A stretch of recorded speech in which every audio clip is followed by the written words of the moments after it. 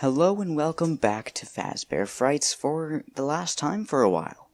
This is going to be the final part of Fetch, and I'm only getting the next book in about, About a month? Yeah, but remember to stay tuned because we are getting the third book, 1:35 a.m., very soon, so.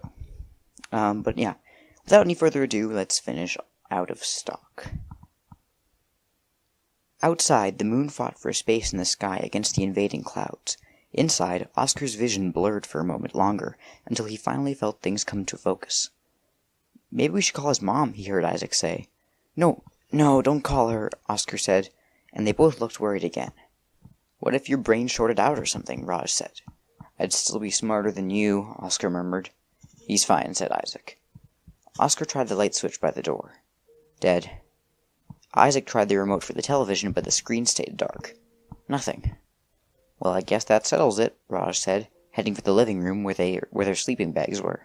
"We have no choice but to get sick on scorching hot cheese knobs and knock out tomorrow night's plan." Raj and Isaac headed for the living room, but Oscar lagged behind in his room. Halloween, for a precious minute, he'd forgotten he wouldn't be able to go trick-or-treating. As the clouds swept away from the moon, Oscar looked across the room and saw the blackened scorch line beginning at the outlet and traveling up the wall. "Great," Oscar muttered. "Something else to apologize for." He was already formulating his explanation to his mom when he swore he saw a flicker of movement from the plush-trap chaser, still miraculously plugged into the fried outlet. "Was that you?" he said, but the ugly green rabbit merely stared back at him, the glow of the moonlight making its buggy eyes seem to shimmer. Oscar closed his bedroom door so he wouldn't have to look at his series of mistakes. Just as the door clicked shut, Oscar swore, beyond all reason, that he heard Raj's voice from the other side of the door. "Lights out," it said, with the faintest trickle of a giggle at the end of the sentence. Oscar flung the door open, his eyes moving straight to the plush trap. "What did you say?" "Huh?" asked Isaac, already down the hall on his way to the living room. "You heard that, right?" "Heard what?" Oscar turned back to his room. "Come on, Raj, it's not funny." "What's not funny?" Raj asked, poking his head around the corner at the other end of the hall. Oscar shook his head. "Nothing, never mind." "Are you sure you're okay?" said Isaac, and Oscar conjured another laugh. "Stupid storms making me hear things." In the living room, Raj and Isaac had torn into 2 bags of chips, and were slurping electric blue fruit punch at a record pace. Isaac belched. "Okay, so if we start here, just over the train tracks, we can work our way south," he said.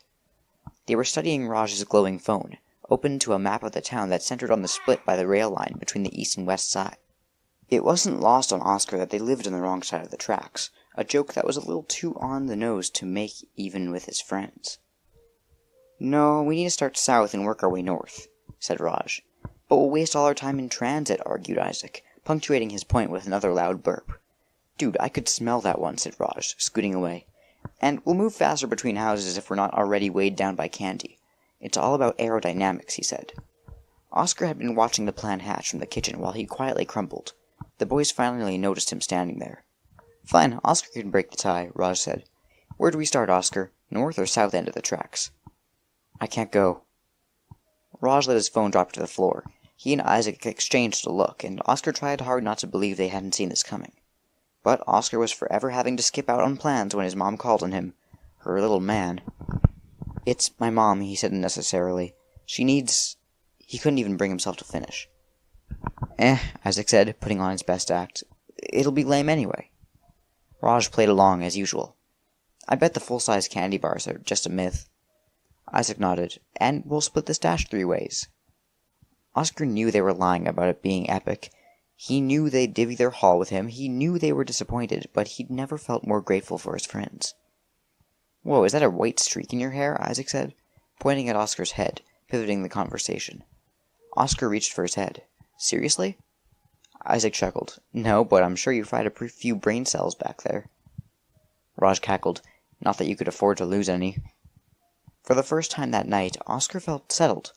Maybe everything would be okay. He didn't have a plush trap chaser, or a cell phone, or Halloween. He didn't have his dad, but he had a mom who needed him, and he had friends who had his back. Oscar had just taken his place beside Raj and Isaac on the living room floor, when a spear of lightning tore through the sky. The light was so bright, at first Oscar thought his vision had blinked out. But when the light didn't return, and only the shadows and shapes of his living room surrounded him, he realized the rest of the house's power must have gone out. I think maybe you did a little more damage than just shorting out the socket, Raj said through the dark. Oscar stood and felt his way to the window, which was harder to see than before because whatever moonlight that had made it through the storm earlier was gone now, covered by a thick layer of thunderclouds. Nah, he said, pressing his cheek to the glass. The power's out everywhere. Lightning must have hit the grid. Isaac snorted. Bet it's not out on the east side. Ever wonder how theirs never seems to get hit? Hang on, I'll get some flashlights, Oscar said. Mom bought a second one after the last time the power went out. That one lasted almost 2 days, Raj remembered. We had to throw away half the food in our fridge. 2 days with no TV, no games, Isaac said, shivering. My phone lost charge by the middle of the first day, said Raj. The boys stared into their memories of the great power outage of May before shaking off the horror. Oscar handed Isaac the cheap, lightweight flashlight and kept the heavier one for himself. Gonna have to use your phone flashlight, Oscar said to Raj. We only have 2. Sure, go ahead, run my battery down, Raj pouted. Suddenly, the boys heard a thump coming from the other end of the house. Oscar might have been able to dismiss it as his imagination if Isaac and Raj hadn't reacted too. Did you get a cat or something? Asked Isaac. Oscar shook his head, then remembered they couldn't see him. He flicked on his flashlight, and Isaac followed suit. Another thump echoed from the same place, and Oscar swallowed audibly. Maybe a tree branch against the window? Raj offered, but he didn't sound convinced. Isaac shook his head and charged forward. This is stupid. Hang on, Oscar said, but Isaac was already halfway down the hall. When they rounded the corner, another thump, this one louder, greeted them from behind Oscar's closed bedroom door. The house was too dark to detect any sort of shadow from the crack under the door, but the source of the sound was unmistakable. Something was banging slowly against the door in Oscar's room. So it was a no on the cat then? Whispered Isaac, his voice shaking. It's not a cat, Oscar hissed, and Raj shushed them. As though in response to their voices, the banging stopped, and the boys held one collective breath. Then, all at once, the banging started again, this time twice as fast, with so much force it shook the door. The boys slowly backed away, but didn't dare take their eyes off the door. Still think it's a tree branch? Isaac shot at Raj. Not unless the tree climbed into my room, said Oscar. You guys shut up, said Raj, holding up his hand. Do you hear that? What is that? Oscar whispered. It sounds like scraping, said Isaac. They didn't have to wait long to find out. There, underneath the doorknob, a jagged hole in the plywood began to emerge, dug by a row of persistent, human-looking teeth, strong enough to bite through a butter knife. As they dug, the teeth seemed to change shape, sharpening as they worked. No way, Oscar breathed. I thought it was broken, yelled Raj, almost accusingly. It was, said Oscar. Can we please argue about this somewhere else, said Isaac, watching the quick progress the saw-like teeth were making on the area around the doorknob. Dude, it's a toy, said Raj. What do you think it's gonna...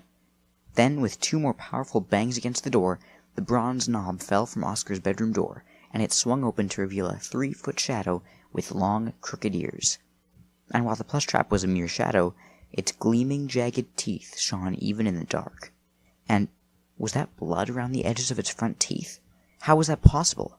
Unless the teeth were human and the gums were human, too, but then would they still bleed?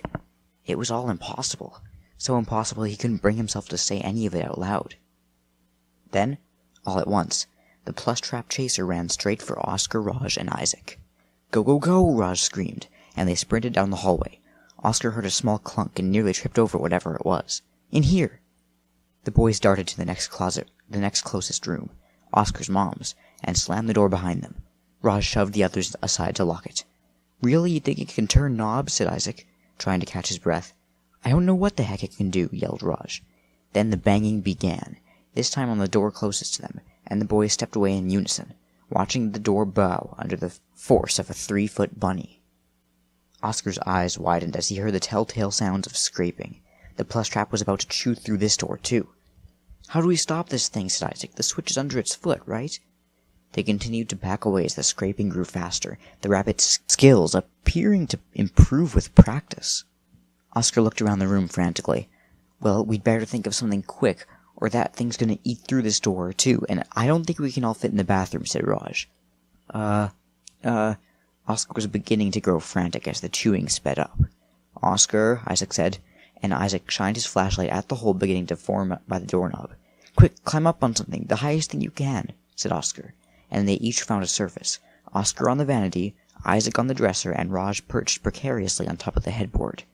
In no time, the rabbit had chewed through this door too, and with a loud thunk, the doorknob fell to the carpet. Slowly, the door creaked open once again to reveal the vacant stare and crooked ears of the green rabbit. The boys held their breath, and waited to see what the plush trap would do. It took very little time for the bunny to make up its mind. A machine bent on its one job. It headed straight for the object in front of it, the dresser, and began to drag its jagged teeth across the wood of the wardrobe's legs. "Are you kidding me?" screamed Isaac, watching in horror as the bunny made fast work of one of the dresser's ornate legs. In another minute, the leg would be reduced to the width of a toothpick, and Isaac would topple to the floor right in front of the ruthless rabbit. "Think of something," pleaded Isaac. "Somebody think of something fast." "How else do we turn it off? How do we turn it off?" Oscar said, to no one in particular, but little piles of sawdust were forming at the base of the dresser, and Isaac was already starting to slide. "The light!" Raj yelled from the headboard, momentarily losing his grip on the ledge and catching himself. "The box said it freezes under light." "My flashlight's in the hallway," screamed Isaac, sliding inches closer to the rabbit. It took Oscar far too long to remember he was holding the other flashlight. "Oscar, now!" Raj hollered, and Oscar regained his senses and flipped the beam on the plush trap chaser, but it didn't work.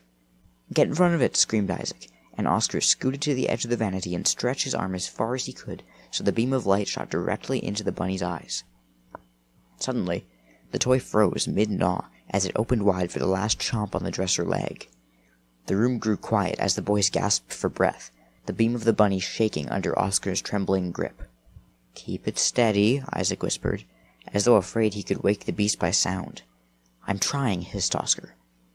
The dresser was swaying under Isaac, trying to figure out how to stand on 3.5 legs, and it wasn't going to hold Isaac for much longer, with or without the plush trap chewing away at it.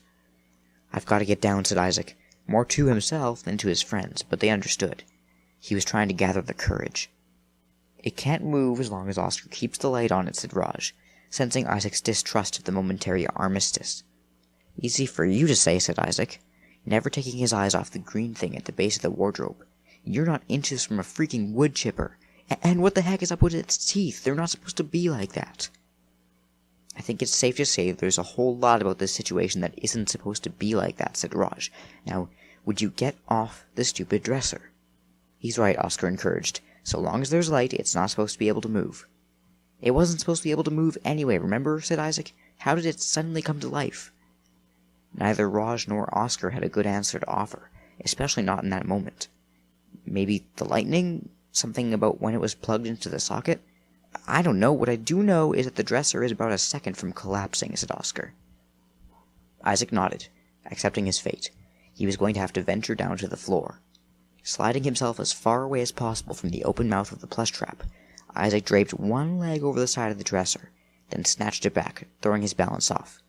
"Man, come on," said Raj, the suspense killing him. "Hey, you pick which limb you'd rather have torn off," growled Isaac, and Oscar tried a different approach. "Quick and easy, just like a bandage," he suggested, and Isaac seemed to like that approach better. "Quick and easy," Isaac repeated. Just as Isaac prepared to slide down the dresser from the far corner of the room, a corner where no one stood, a voice called out, "Guys, over here!" Not just any voice, though. Raj's voice. Oscar didn't mean to move the light to the corner. It was instinct. "Whoa, put it back, put it back!" Oscar juggled the flashlight in his hands and swept the beam back to the plush trap's gaze, just as its teeth prepared to close on Isaac's sliding leg. "Cute trick, Raj, but do you think maybe you could practice your ventriloquist act some other time?" said Oscar, trying to regain his breath. But Raj simply stared, wide-eyed into the corner. "It wasn't you, was it?" said Isaac, holding his nearly sacrificed leg. "Oh, come on, seriously?" said Oscar. "It can mimic voices?" "Our voices," said Raj, gulping, "to distract us." The damaged wood under Isaac groaned, and he slid to the ground and ran faster than Oscar had ever seen him move. Then he skittered across the floor and joined Oscar on the vanity. "Now what?" asked Raj, and Oscar was ready with an answer. "We leave the flashlight right here, right on it," he said. "We barricade the door and call for help." Isaac and Raj thought it over for a second, then silently agreed. Raj moved first, inching his way off the headboard and backing toward the door, never taking his eyes from the demented bunny, which, under the glow of Oscar's flashlights, had taken on a sickly green hue amid the surrounding shadows of the room. Then, just as Oscar and Isaac began to lower themselves to the carpet too, the beam from the flashlight began to falter, flickering on and off at split-second intervals. Panicked, Oscar slapped the side of the light and brought the beam back to life, but only for a second, when it once again failed and reappeared. "Oscar," said Isaac in a low voice, "is there any chance at all that wasn't the battery on your flashlight dying?" The beam blinked out and reappeared again, but it stayed extinguished long enough this time for them to hear the jaw of the plush trap shut. Oscar started, but he didn't have time to finish. When the beam flickered out this time, it stayed out. "Run!" screamed Oscar, and he and Isaac clambered for the door, so close to Raj that they scraped his heels with their toes. They ran across the hall to the bathroom, and Isaac knocked his dropped flashlight ahead of them. They slammed the door, throwing their backs against it just in time to feel the force of 3 feet of metal and plush hit the other side. The rabbit wasted no time in running its cracked teeth across the wood, again tackling the area right around the doorknob. Isaac dropped to the ground and groped for his lost flashlight, juggling it between his hands before finding the switch and casting the beam toward the door. But they all knew it would only work on the bunny once it had shooed through the door, once they were face to face with it. "Raj, where's your phone?" said Oscar. Raj held it up like a talisman, its screen glowing blue in the dark bathroom. "Save the light," said Oscar. "Just call for help." "Right," said Raj, catching on. He quickly dialed 911 and waited for the relief that would come in the form of the operator's voice. "What's taking so long?" said Isaac, eyeing the handle as it began to wiggle in its loosening support. "Nothing's happening," said Raj, trying again. "What do you mean? It's 911. Someone has to pick up." "I mean, the call's not even going through. Like, there's no service or something. I don't know," said Raj, growing desperate. Okay, said Oscar, trying to think it through, but the plush trap's teeth were starting to show through the door again. It was leaving tiny green threads in the splinters around the doorknob. "Here's what we're gonna do. I'm gonna open the door." "Bad idea," Raj said, panic lacing his voice. "Horrible idea." "Wait," said Oscar, trying to keep his cool. "I'll open the door, and I'll hit it with the light to freeze it. You two get out while I'm shining the light on it and go to the kitchen. You can call for help using the landline." "So you're saying we should just leave you alone with this thing?" said Isaac. "Unless you want to stay here with me," said Oscar. No, we'll go to the kitchen," Raj interjected. "On my mark," said Oscar, absolutely not ready to call the mark, but it was happening one way or another. The knob was about to drop. 3, 2, said Oscar, and he grabbed the doorknob before it lost its place in the door. "Go!" Oscar flung the door open. The plush trap chaser burst through and went stiff in the light. Its eyes were so muddy under the close beam of the flashlight that it was difficult to remember they used to be green. The featureless orbs were somehow more terrifying than normal live eyeballs. Its mouth hung open hungrily, the teeth even bloodier than they had been the last time Oscar had looked at them closely. Its jointed arms extended straight in front of it, ready to push through the door. Shallow breaths filled the tiny bathroom, as Isaac and Raj jockeyed for space as far away from the plush trap as possible, but it was standing in the doorway. They'd have to squeeze past. Isaac sucked in his stomach, but the wiry hair on the rabbit still grabbed at his shirt. Raj winced and did the same, the top of the rabbit's arm brushing his ear as he scooted past and stood on shaking legs in the hallway with Isaac. "You sure about this?" Raj asked Oscar. "Nope," Oscar said. "Just hurry." The boys scampered down the hall and yanked the receiver off the phone's cradle in the kitchen. But as Oscar stood eye to bulging eye with the plush trap, he could tell by the way his friends were arguing that they weren't getting through to 911 by the landline either. When they reappeared in the doorway, Raj was the one to deliver the bad news. "The phone lines must be down." As though as confirmation, wind whipped around the house, rattling the space between the walls where pipes snaked through insulation. "So, to recap," said Oscar, his light carefully trained on the bunny. "We're trapped in my house, with a mindless eating machine, with exactly one working flashlight—" "2 if you count my phone," Raj interrupted. "During a storm that's knocked out the power lines and the phone lines." "And the water," said Isaac. and the two boys waited for explanation. "I got thirsty. I tried the tap." "It can chew through almost anything. So," said Raj. "So what happens when our lights run out of batteries?" said Oscar. The boys all stared at Plushtrap as though it might provide an answer. It merely stared into the light Oscar didn't dare take away from its face. "Hey, Oscar," said Raj, and Oscar didn't like the tone of his voice. It was obvious some new horror had just occurred to him. "What? How are you going to get out of there?" "What? What do you mean? Same way you guys did." Said Raj, shaking his head slowly. "We got out because you were shining the light on its face." "Yeah?" "We're not facing it anymore. We're behind it." Oscar finally understood. The light didn't just need to be on the rabbit. "It needs to see it," he said, shuddering at the prospect of those horrible dead human eyes seeing anything. "Hang on," said Isaac. "We can use the mirror." The boys tried to angle the Plushtrap toward the counter, while Oscar's hands made the beam tremble. "Hold it steady," said Isaac. "I'm trying. Do you know how hard it is to hold something level for this long? My arm is killing me." "Would you two shut up?" said Raj, leaning hard against the Plushtrap. "Isaac, help me with this thing." "Dude, it's not that heavy." Raj stood away from the rabbit. "You try." But Isaac couldn't make it budge either. "It's like its gears are locked in place or something." They were quiet for another minute. "Okay, here's what we're going to do," said Oscar. "One of you is going to hold the flashlight over its head between the ears." "Not it," said Raj. "I'll sneak past, and then we'll all make a run for it." Raj nodded. "Yeah, that could work. As long as it turns around, we just back away, keep the flashlight on it for as long as we can." "Exactly. It'll buy us time to get at least down to the end of the hall." It was the best idea they could muster, and it might have worked if the smaller, cheap flashlight hadn't begun to flicker in that exact moment. The great power outage of May had drained the batteries prematurely. No, said Oscar. "Why do all your flashlights die?" accused Isaac. "Shut up and hold it," said Oscar, and they were all beginning to panic. Isaac cringed as he held his arm between the scratchy fur of the rabbit's ears, angling to beam into its bulging eyes as Oscar flattened himself against the doorframe. "Let me in, I'll use my phone light," Raj said breathlessly. "Too late," said Isaac. "No room to switch places." Then, just as Oscar was pinned behind the plush trap, they heard a voice from the front door. "Little man, I need your help." "Miss Avila," Isaac called over his shoulder. "Stay there, don't move." But it was Isaac who moved, just as little as he turned, but enough to move the beam of his light. "Isaac, the light!" Oscar yelled. "Sorry." Isaac refocused the light on the rabbit, but his arm shook, and the beam began to falter, creating a deeply unsettling strobe effect. Now the rabbit's head turned slowly in increments, during the dark intervals between the flashlight's beam.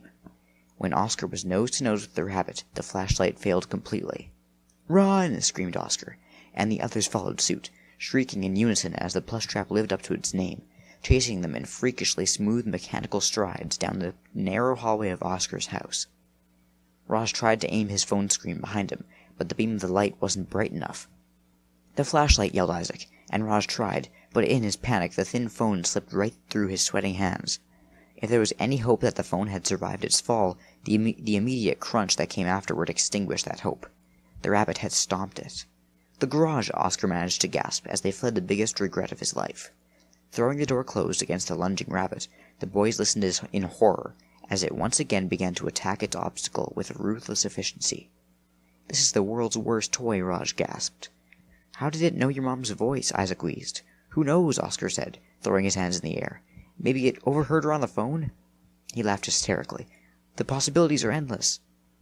Isaac clamped a hand over Oscar's shoulder. "Snap out of it, man. You're losing it." Unlike the other rooms in the house that had at least the benefit of shadows to see the space around them, the garage was pitch black, and as the boys groped for something they could use against the intruder, they only managed to knock tools off of shelves and trip over stored Christmas decorations. "I suppose it's too much to ask if you have another flashlight in here somewhere?" Isaac asked, his voice raspy with fear. "Even if there was, I wouldn't know where to find it," said Oscar. Raj slapped at the garage door button frantically, but with the power out, it was no use. "Don't these things have, an emergency release?" he asked, logic finally prevailing.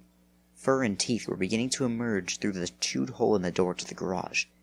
"There's a lever," said Oscar, groping toward where he thought the middle of the garage might be. "It should be somewhere right—" He began jumping, stretching his hands overhead as he swiped at the air, searching for the knob tied to the rope that released the emergency lock on the garage. Raj joined him in the hunt, taking a different place in the garage. "Guys," Isaac said, and his voice was unsettlingly calm. "Hang on, I think my finger just hit it," said Oscar. "Guys," said Isaac again. "Where?" said Raj. "Over here." "Where's here?" "Here." "Guys," said Isaac, and this time they both paused to listen. The sound of scraping began to grow louder as the plush trap made quick work of the thicker wood of the garage door. "What?" they answered in unison. "Where are we going to go after this?" Oscar understood at some primal level why Isaac sounded so defeated. With no light anywhere to be found, all they could do was run. "So what, do we just hang out and get ground up into hamburger?" said Raj, resuming jumping. Oscar's terror reached a new level when Isaac didn't have an answer. And to think, less than an hour ago their most vexing question had been about which end of the train tracks to start their trick-or-treating on. "The train!" yelled Oscar, and just as he did, he heard Raj's hand connect with the wooden knob and string attached to the garage's emergency release. The knob slapped the metal of the garage door. Raj jumped again, and again he sent the knob swinging. "There it is!" "You guys!" Isaac yelled, urgency finding him once again, and they watched wide-eyed as the doorknob in the door began to wobble. "He's almost," said Isaac. "I'm almost," said Raj. Isaac's voice laughed from the other side of the door. "This is it. I'm putting you out of your misery in 3, 2, and you're dead."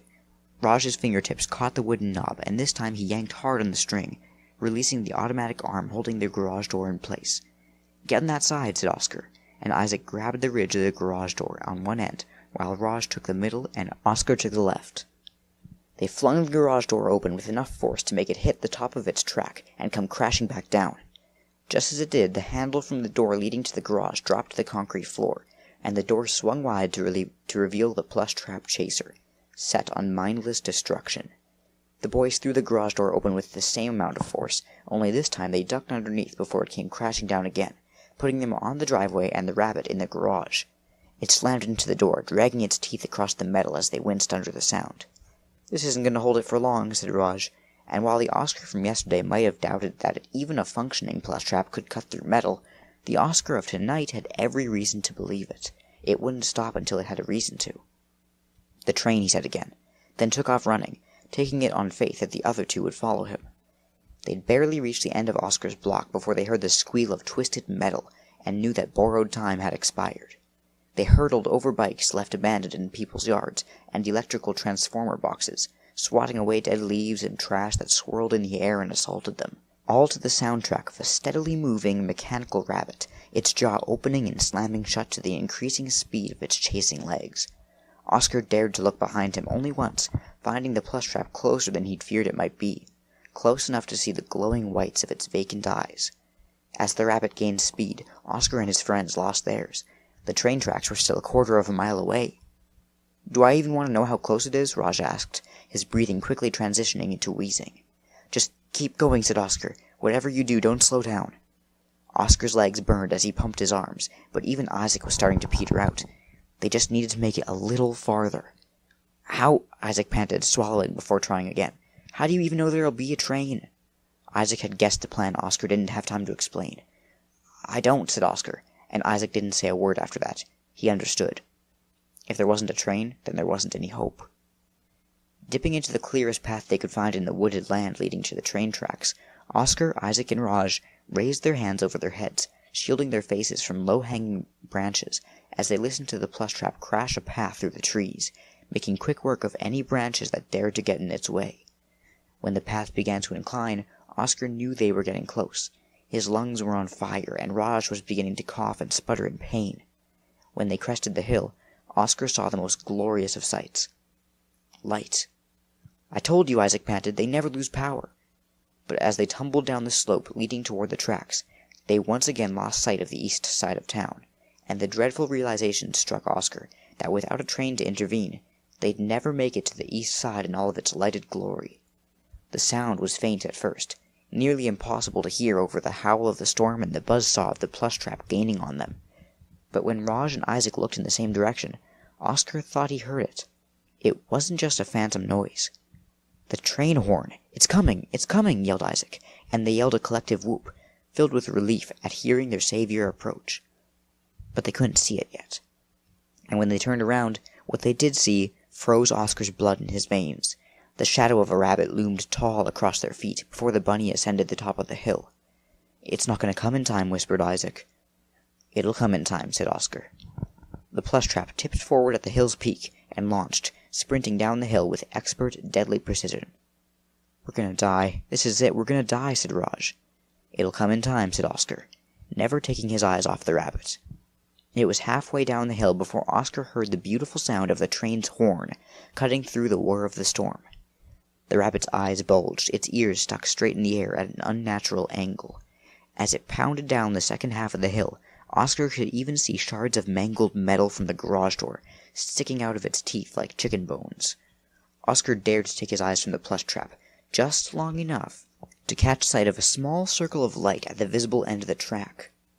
"Go," Oscar said to them. "No way, man," said Raj, "all of us together." "Just trust me," said Oscar. "Are you nuts?" said Isaac. "Get across the tracks," Oscar said, a strange calm washing over his body as he measured the distance in each periphery of his vision, the oncoming plush trap and the oncoming train. His brain was doing calculus he didn't even know it was capable of. The horn blared through the air. The train was a mere second away. So was the plush trap. "Guys, it's gonna work. This time, it's all going to work out. Just go."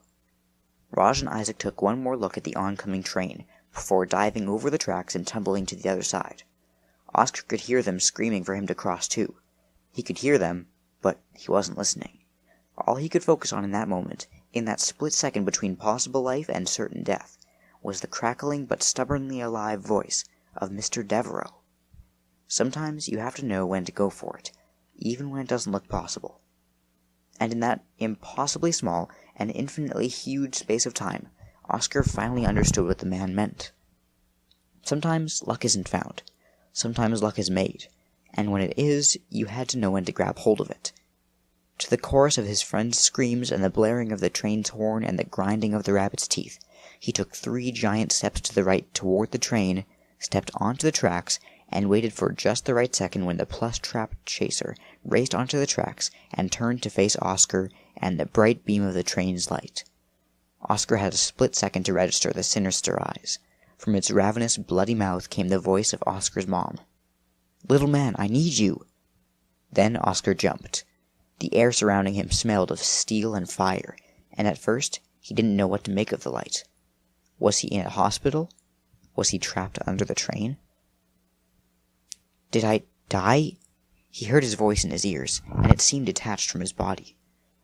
"Honestly, I don't know how, but no," said Raj, gulping at the air on the east side of the tracks, his body trembling hard enough for Oscar to feel the ground shaking under him. Or maybe that was the train. He could still hear the blare of the horn in the distance. Oscar looked to Isaac, whose hands were on his knees, as he closed his eyes and shook his head slowly. "You're an idiot," he said. "I know," said Oscar. But once the ground stopped vibrating and their legs stopped wobbling, they crept over to the part of the track where Oscar had played his most dangerous game of chicken. There, twisted and flattened into the concrete ties and the hardened soil underneath, lay the remains of one plush trap chaser, a light-activated chomping green rabbit, and no longer Oscar's favorite character from the Freddy Fazbear world. Dark green fur floated in clouds around the smashed rabbit, while other clumps stuck with grease to the rail ties. Tiny jagged pieces of teeth shone under the newly uncovered moon, the clouds finally parting after it was already too late to help. Bits of bloody human gum were attached to the teeth. Oscar swallowed down bile and shifted his gaze. Oscar stared down at the single grotesque eye that remained semi-intact, half buried but still bulging from the packed earth under the track. The other eye was smashed tissue, dead, but looking more human than ever. He shivered and turned to walk away. He was unable to stand looking at such an unblinking killer. The next night, Oscar helped deliver candy to the residents of the Royal Oaks nursing home, while his mom lit fires under the orderlies and rolled her eyes at the newest, dumbest ones. It was a sort of reverse trick-or-treating, with the candy coming to the people since they couldn't come to the candy. When Oscar arrived at Mr. Devereaux's room, Marilyn was curled at the foot of his bed. "Someone's feeling bold," Oscar said to her, but Mr. Devereaux was the one who answered. "I've decided that if she's going to steal my soul, she's earned the right," he said, and while it made 0 sense to Oscar, it seemed to make enough sense to Mr. Devereaux that he no longer eyed the loyal cat with suspicion. "So, how'd the harvest go?" he asked, and again Oscar found himself in the company of one of Mr. Devereaux's lucid moments. More than lucid, though. It's like he'd been standing right there on the train tracks with Oscar when he needed it most. "Bad crop this year," he said, and Mr. Devereaux nodded slowly, as if he'd been there before. Oscar tried and failed to imagine Mr. Devereaux with his own 3-foot-tall chomping rabbit. "But I'm glad I did the digging," said Oscar, and with that Mr. Devereaux was satisfied enough to fall back asleep, Marilyn greedily kneading the space between his splayed feet.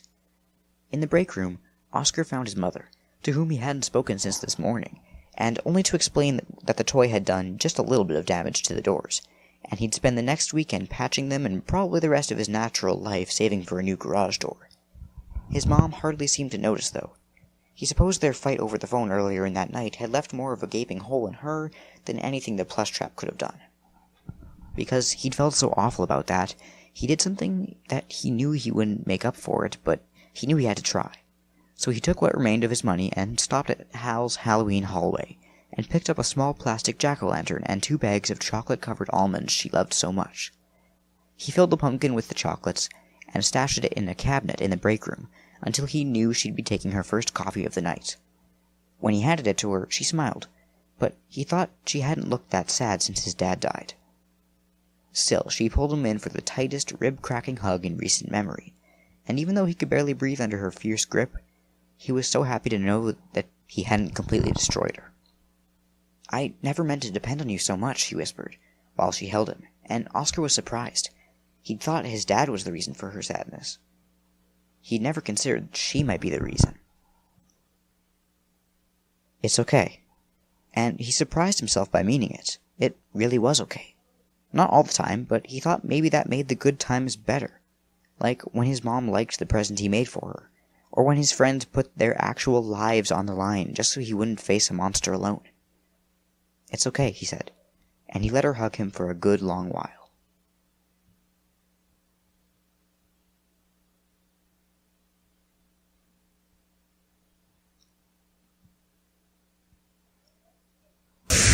Grim wasn't always lucid. Well, now it wasn't good to fib. The truth was that Grim was always lucid. Being lucid made his teeth hurt. His teeth hurt when his eyes and his ears hurt, and when he was lucid, the world had this way of assaulting his eyes and his ears. Everything was too intense, too much. Grim preferred to hang out in his own crazy world, where the voices in his head ruled, even though he knew they were crazy. Grim's teeth hurt tonight. In the shadows, pressed against the corrugated metal sides of a storage shed near the train tracks, Grim pulled his dirty pink acrylic blanket tighter around his body. Though the blanket was damp and provided no warmth, it comforted him. Also, because it wasn't just dirty, it was so filthy you had to pry at the blanket fibers with a fingernail to find even a hint of pink, it gave him camouflage. Camouflage was good. Ever since he'd walked away from his life, he'd done everything he could to be invisible. He hunched his 5 feet 8 inches into several inches less than that. He ate just enough to keep skin hanging on his bones. He covered his long stringy brown hair with a floppy gray hat. He hid his long face under a matted beard. And he gave up his name for the nickname he'd given. He'd made it his goal to be unseen. He especially did not want to be seen right now. No way, no how. He didn't want to be seen because he didn't like the pounding and the clanking. And he didn't like what he was seeing. He was seeing ominous things, things that hurt his teeth. For the last 5 minutes, Grim's gaze had been riveted on the railroad tracks, or again, truth was important, not on the tracks themselves, but rather what was on the tracks. What was on the tracks disturbed him greatly. On the tracks, illuminated by the peripheral glow of a security light, a cloaked figure was prying bizarre items from the rails. The figure was slightly hunched, and moved in an awkward pitch-and-roll gait that reminded Grim of the way people walked after coming off of a boat. Grim was only 20 feet or so from the hooded person, but he could clearly see both the figure and what it was collecting. The person appeared to be unaware of Grim, and Grim intended to keep it that way. Grimm's teeth wanted to chatter, and his body wanted to shake, but he willed himself still as he watched the mysterious figure pound at the end of what looked like a foot-long pry bar with a bright yellow end. The yellow end kept wriggling free pieces of something Grimm couldn't identify. So far he'd seen it collect a hinged jaw, human eyes, a jagged row of what looked like bloody human teeth, several bolts, a computer port, and chunks of metal with tufts of dark green fur. Now he continued to watch while the figure pried up one and then two green oblong objects. What were those? As if answering Grimm's inner question, the figure held up the pieces. Even in the muted light, Grimm could immediately discern what they were. In his previous life he'd been a professor, and even at the rate he'd been pickling his brain cells, he still had many at his disposal. Green rabbit ears. Oh, his teeth. The figure went back to prying, and it worked free of the tracks a large metal rabbit foot. Grimm had to admit to himself a modicum of curiosity about what the figure was doing, but his sense of self-preservation was stronger. So he sat, with aching teeth, as still as the bits of detritus that the figure was collecting, until the figure put all the pried-up parts in a bag and disappeared into the darkness. Detective Larson knocked on the door of a 1.5-story brown craftsman house, squatting next to a 2-story craftsman 4 times its size. He looked down at the well-maintained porch he stood on. It looked like it had fresh paint. He'd noticed the entire house was in similar condition, but the paint and tidiness weren't having what was probably their intended effect. The house he stood in front of looked diminished, not just in relation to its bigger, spiffier neighbor, but in general. If houses had faces, this house would look hangdog. A mission-style door opened in front of Larson. A pretty young woman with almost cartoon-large eyes and shoulder-length brown hair looked at the detective with absolutely no interest. "Yes?" "Ma'am, my name is Detective Larson." He showed the woman his shield. She gave it the same non-attention she was giving him. "As part of an ongoing routine investigation, I need to take a look at the premises. Do you have any objections?" The woman squinted at him. He thought he saw a glint of something lying dormant in her gaze, like she had some spark that had been nearly but not fully extinguished. He wondered if that spark was about to light an objection to his entry. He didn't know what he'd do if it did, because he didn't have a warrant. The woman shrugged. "Come on in." Crossing the threshold into a meticulously clean and neat living room, he looked around and saw that the small kitchen and dining room were in similar condition. This in spite of the fact that the house contained at least 4 cats, which lounged in various displays of regal ownership on the backs of furniture, or in puddles of sunlight, or braided throw rugs. "I'm Margie," the woman said. She offered her hand. Larson took it. It was cold and limp. She looked up at him, one eyebrow raised, as if she was waiting for him to answer some unasked question. He smiled at her, but said nothing. He wondered what she saw when she looked at him. Did she see the 30-something, decent-looking guy he used to see in himself? Or did she see the deep lines forming around his mouth and eyes, which was all he could see now when he caught a glimpse of his face in the mirror? She looked away, her gaze landing on 2 of the cats. She frowned and shook her head. "Sorry about all the cats. I'm not sure how this happened. I was given one to keep me company after... well, just to keep me company. Turned out it was a she, and she was pregnant. I couldn't bear to give the 4 kittens away. I felt like I was their mom, and it seemed like abandonment. So, here I am, a cat lady." She gave a dry laugh and then coughed. Larson had a feeling she used to laugh a lot and had gotten out of practice lately. He wondered what had happened to her. He was tempted to ask, but that wasn't why he was here. Larson started wandering through the house. Margie followed him. "How long have you lived here?" he asked. He'd found that chatting with homeowners tended to distract them when he was checking out their place. It gave him more time to poke around before they started getting uncomfortable, or even defensive. "Just over 3 years." Her voice hitched between 3 and years. He glanced at her. She sounded like she was going to cry, but her eyes were dry, and her face was placid. "I was hired to take care of a sick boy while his dad served overseas. He passed away and left me the house." The dad or the boy, Larson wondered. He didn't ask. Larson had stepped into a short hallway with 3 doors. A 5th cat appeared from inside the last door. It was a small gray tabby. It sat down in the middle of the hall and started cleaning itself. Larson looked into a small, shiny bathroom, and then into a decent-sized bedroom, the one the woman was obviously using. A fuzzy yellow robe was folded neatly at the foot of the queen bed, and cosmetics were lined up, just as neatly on a cherry dresser. Other than those touches, he thought the room had a distinctly masculine feel. Larson decided not to comment on the woman's relationship with her dead employer, whatever that relationship might have been. He didn't need to risk setting her on edge. He continued down the hall.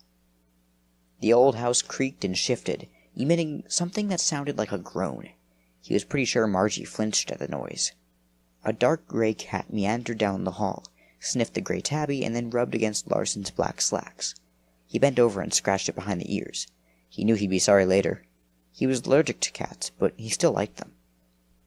Stepping into what was obviously the second bedroom, Larson stared at the single bed in the middle of the room. Other than the bed, the room held only a small cabinet. He wasn't sure what to make of the room, but he was compelled to stay in it. Specifically, the cabinet grabbed his attention. Next to him, Margie was quiet. She was close enough for him to smell what he assumed was their soap or shampoo. It had a fresh and clean scent, nothing heavy or alluring like perfume or cologne. In spite of the makeup she wore, he got the impression Margie didn't care much about doing things to impress others. He wondered if that was why he found her attractive.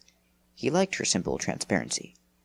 No, she wasn't spilling her guts to him in the annoying way nervous witnesses always did, but she wasn't trying to be something she wasn't either.